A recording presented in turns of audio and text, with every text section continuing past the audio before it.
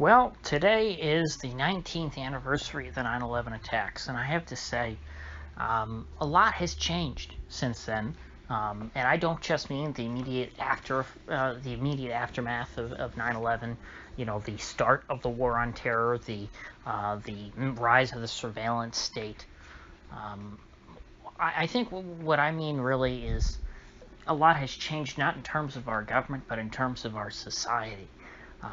And I think that, a lot of people recognize that, and this is really a kind of a sick statement if you think about it, that, Americans have never been more united since 9/11 than they were on that day.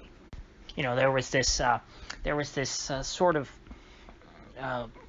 I guess, universal patriotism that, everyone from Florida to Alaska, from Southern California to far northeastern Maine, that they were all, they were all equal. We were all in this together, and we'd all been attacked, and we got to go strike back against whoever knocked our buildings down, because this is America, and we love our flag and our national anthem, and anyone who tries to take that away, well, they're just bad people. And I must say, I was quite young when 9/11 happened. I was like 3 years old, and I kind of remember that spirit a little bit from a few years ago. But I was pretty well aware of my surroundings and of the world earlier, probably than most kids my age. But most everyone my age, or certainly younger, does not remember that at all. And so for people of my generation, there really has never been a time when we had this sort of sense of national unity. All of this, the whole idea of, an American people is a very vague concept for most of us. It's something we've heard about on TV or from our parents, but it's never something we ourselves experienced. And that's because, I think, largely because of the rise of the information age and technology and such. I think that I've said in the past, the whole idea of a single American people was a product of a lack of communication. That people from all across this country, because if you think about it, the United States, it's not really a country. It is a massive swath of the planet. And the idea that all of these people, 320 million of us now, or more, 330 million maybe, 350 million, that those of us spread across this vast geographic territory would all somehow share a common culture, common ideas about the world, about ourselves, about family, and all these things. It's just absurd. That's not the way community works. That's not the way culture works. But people were able to believe this myth that everyone in the rest of America was just like them for a very long time, because most people, just stayed in their little part of the world, and they never really experienced people from around the rest of the country. I mean, that's why if you went to different parts of America, you end up with people who speak very different forms of English, some of which are barely recognizable as English.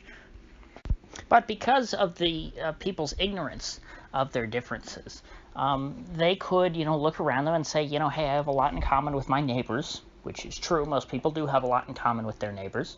And then they could extrapolate that across the entire country and say, I have a lot in common with all 320 million Americans, which just isn't the case. And I think that has become a reality that a lot of people they're not taking it well. People who grew up in this time of a low information society in which the only communication that people had was TV or telephones.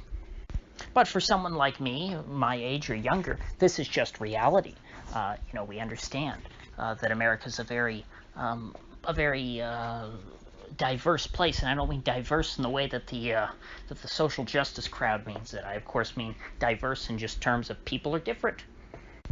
And 9/11 really was a high watermark for the myth of a unified American people. And that's a myth that will never be sort of reconstructed. I think that has slowly decayed over the last 19 years and it's something that that will never come back. And I don't mourn this, in any by any stretch. I think that it's a good thing that that myth is dead, because that myth was quite destructive.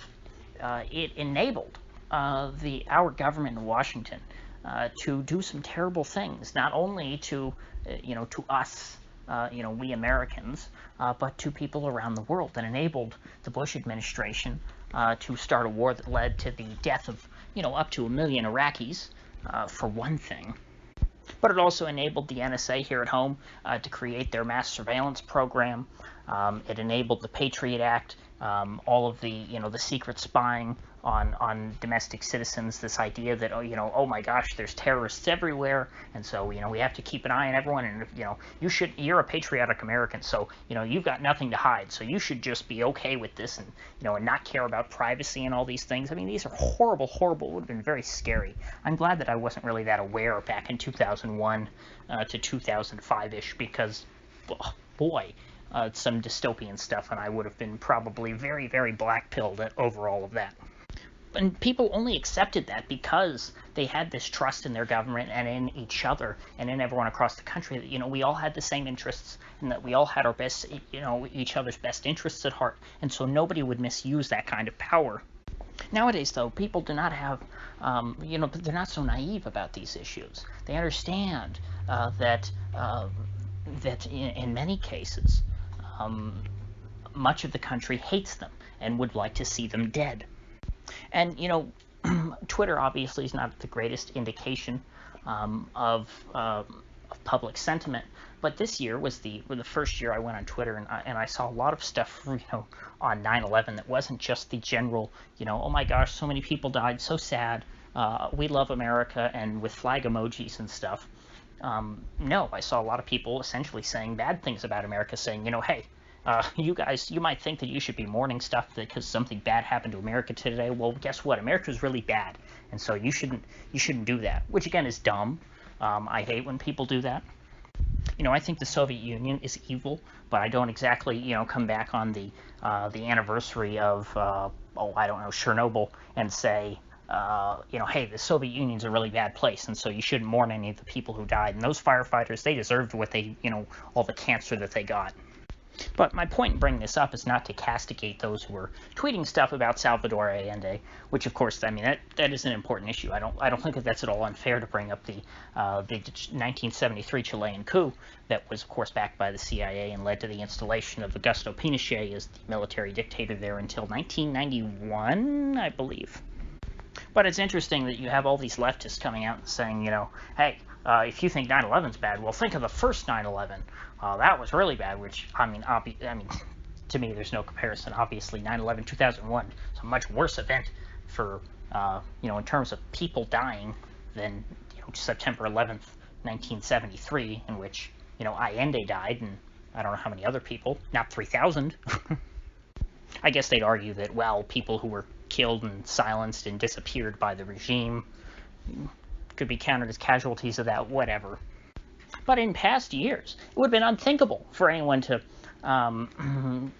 say such a thing on 9/11. I mean, it's a holiday within the American state religion, and anyone who would have said anything so insulting or insensitive on this day would have, whatever the equivalent before Twitter would have been of getting ratioed would have been, I guess, shouted down by the people around them. That's what would have happened to people who would have said, hey, but what about Salvador Allende? And I'm not upset about this, because 9/11 was used as a tool by the American elite to achieve their goals, to do things that they had already wanted to do. They wanted to invade Afghanistan, they wanted to invade Iraq, and this was a good excuse to do so. The Patriot Act had already been written. I believe Joe Biden had a hand in the Patriot Act, if I'm not mistaken. He might have actually been one of the chief authors. I'd have to look into that. It's just something that popped into my head. But anyway, all these things, they were already drawn up. These were things that the government had on their docket that they wanted to do. These are things they wanted to do to us. These are things they wanted to do to other people, and they needed a good excuse. And, to pull a line from the Project for a New American Century, that neocon group, America needed another Pearl Harbor. And, what do you know? We got it. And so while I do think it is very sad that 3,000 people died, I don't, if people are taking that less seriously now, I'm not exactly going to be sad about it, because people taking 9/11 seriously led to very, very serious negative outcomes. It led to more suffering, an untold increase in suffering. I would have much rather our government done absolutely nothing after 9/11 than, had they than doing what they actually did do. And I'd like to think that, that event, it has lost its potency to such a degree that, it can't be used sort of as a bludgeon to get people to support, whatever terrible policies ever again, just in the name of being an American. Because I don't think people value being an American in and of itself anymore, and I don't know that people ever will. I do think that day was a high watermark, and that with the modern onset of technology and things, that if you had a similar kind of tragedy, there would be people politicizing it immediately. And if a situation like that becomes a partisan issue, well, then you're not going to get some massive, terrible bills through Congress, or, start some terrible new wars. Well, I shouldn't go so far. You probably would still get the war, because universally members of Congress just love war. I mean, hell, the NFL last night played, the Black National Anthem, or whatever they call it, and that's, that doesn't. It's not even representative of, a racial divide in America or something like that, because I think that's stupid. I think that's a sideshow.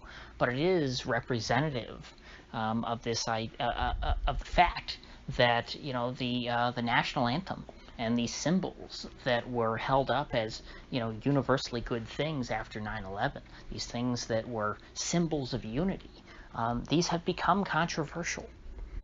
So yeah, things have changed since then, and I think that even though right now it's a really rough time, it's not good. We supposedly have Antifa folks, in Oregon starting wildfires, which I'm not going to talk much about that, because I haven't seen enough facts on it yet. I haven't seen evidence that there's been, much coordination, although it looks very suspicious, and it wouldn't surprise me.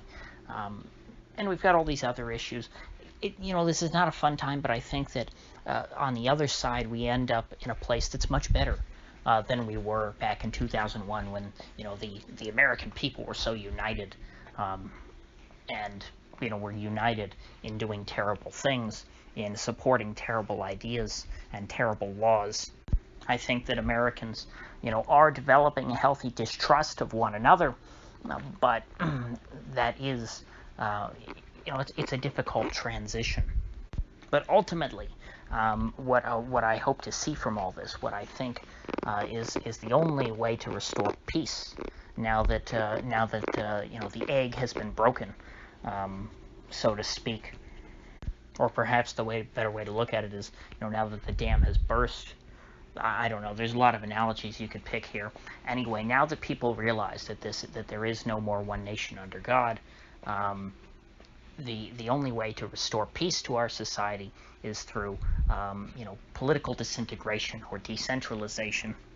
And, if that can be achieved, to, the greater extent possible, the more polities we're able to produce, the more localized governance becomes, the better off we will be in the long run. And no matter what, if we achieve any degree of political decentralization, we will be far better off than we were back in 2001. So, with that said, if you gain anything of value out of this video, I'd appreciate you clicking that like button and sharing this video. And if you haven't already, please do subscribe, because I do upload every day, and I'd hate to have you miss one. So, I'll see you folks back here tomorrow.